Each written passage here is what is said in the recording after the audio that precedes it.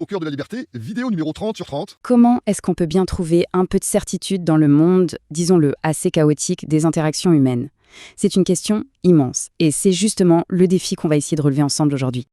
Alors, pour y voir plus clair, voilà notre feuille de route. On va commencer par se demander si une science de la société est même possible. Ensuite, on verra pourquoi les données posent problème, avant d'explorer une alternative vraiment puissante. Bon, commençons par le commencement. Il y a une tension, une vraie différence entre la façon dont on étudie le monde physique, qui a l'air si prévisible, et le monde de l'action humaine, qui lui est plein de surprises. Et la clé de tout ça, le cœur de la différence, c'est une chose, le libre arbitre. Pensez-y, des atomes, des planètes, on peut prédire leur comportement. Mais les êtres humains, ils apprennent, ils changent d'avis, ils font des choix. Et ça rend les méthodes scientifiques classiques, basées sur la répétition à l'identique, très compliquées à appliquer. Maintenant, attaquons-nous à un gros morceau, les données. On a tendance à croire que les chiffres, les stats, c'est la clé de la vérité. Mais on va voir que cette idée, surtout en économie ou en sociologie, mérite qu'on s'y attarde un peu plus. Le truc, c'est que la conscience humaine change absolument tout. On ne peut pas faire d'expérience parfaitement contrôlée comme en physique. Le simple fait de savoir qu'on est observé peut nous faire agir différemment.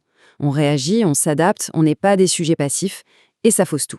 Et ce n'est pas tout. Il y a un autre facteur qui vient tout bousculer, l'apprentissage. Parce que les gens apprennent, le passé ne peut jamais prédire l'avenir à 100%. Un modèle statistique qui marchait hier peut être complètement à côté de la plaque demain, tout simplement parce que les gens ont compris comment ça marche et ont changé leur comportement. Alors oui, je sais, cette phrase, elle est forte. Elle peut même sembler un peu choquante. L'idée ici, ce n'est pas que les stats sont inutiles, loin de là. C'est que leur rôle est souvent mal compris. Elles peuvent dessiner une tendance à un instant T, oui, mais elles ne pourront jamais prouver ou réfuter une loi fondamentale de l'action humaine. Du coup, le rôle des données devient beaucoup plus clair. Il faut les voir un peu comme une recette de cuisine. C'est super utile, très pratique pour avoir un résultat probable, mais ce n'est pas une loi scientifique universelle. Ma recette de gâteau au chocolat, elle marche super bien, mais ce n'est pas une loi de la physique, on est d'accord? Bon, alors, si les données ne sont pas la fondation, sur quoi peut-on construire une science de la société? Eh bien, la réponse proposée se trouve dans un outil d'une puissance assez redoutable, la pure logique déductive. Plongeons au cœur de cette idée avec ce concept, l'axiome apodictique. Ok, le nom est un peu compliqué, je vous l'accorde, mais l'idée derrière est en fait très simple. C'est une vérité si fondamentale que même quand on essaye de la contredire, eh bien, on est obligé de l'utiliser. Et donc, on prouve qu'elle est vraie sans le vouloir. Pour que ce soit plus concret, regardez ces deux exemples. Essayez de dire « je n'agis pas ». Le simple fait de le dire, de le formuler, c'est une action. C'est imparable. Pareil pour la logique. Si on va argumenter contre la logique, on est obligé d'utiliser des arguments logiques. Ces axiomes sont donc par définition irréfutables. Allez, pour que tout ça devienne vraiment limpide, on va prendre une petite analogie.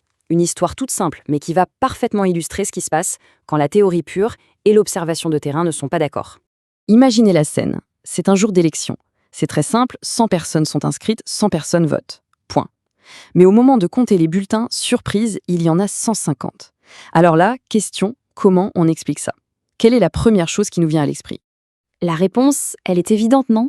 Personne, absolument personne ne va se dire « Ah, eh bien, apparemment, aujourd'hui, 100 est égal à 150 ». Non, on va immédiatement chercher l'erreur ou la fraude. Et cette petite énigme, elle illustre un principe fondamental. Une théorie logique et solide l'emporte toujours sur une observation bizarre. Le problème n'est pas dans l'arithmétique, il est dans l'observation. Et c'est là le point crucial. C'est un renversement complet de perspective. Au lieu de jeter notre logique par la fenêtre parce qu'un résultat est bizarre, on utilise cette même logique comme une lampe torche pour comprendre pourquoi ce résultat est apparu. La théorie devient notre outil d'enquête. Bon, pour finir, qu'est-ce que tout ça implique? Qu'est-ce que ça change à notre façon de chercher la vérité? Eh bien, ça ouvre des perspectives assez vertigineuses en fait. L'objectif, c'est de transformer les sciences sociales. D'un côté, on a ce champ de bataille, d'opinions, de modèles qui se contredisent. Et de l'autre, on a la promesse de pouvoir atteindre de vraies certitudes logiques. Un peu comme en maths, où on part de quelques vérités de base pour construire des raisonnements très complexes, mais qui sont certains. Et ça nous amène à cette conclusion finale, qui est assez audacieuse, il faut le dire. Comprendre ce système, ce n'est plus une question de choisir son camp ou son idéologie, c'est simplement suivre le fil d'une déduction logique, étape par étape, jusqu'à sa conclusion, qui devient alors inévitable. Et donc, On termine avec cette question, qui est vraiment fascinante. Si on accepte que la logique peut avoir le dessus sur l'observation pour comprendre le monde social, alors quelles autres certitudes est-ce qu'on pourrait bien construire sur notre société en partant de cette base si solide et si différente?